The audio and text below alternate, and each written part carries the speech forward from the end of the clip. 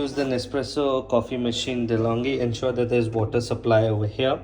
We lift this lever right here, drop in the coffee capsule and close it right till the end so it punctures the coffee capsules inside.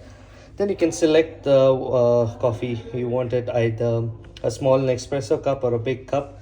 Over here you can select it. So the coffee machine will take time for the water to heat up and then will disperse the coffee into your cup, which will be placed right here.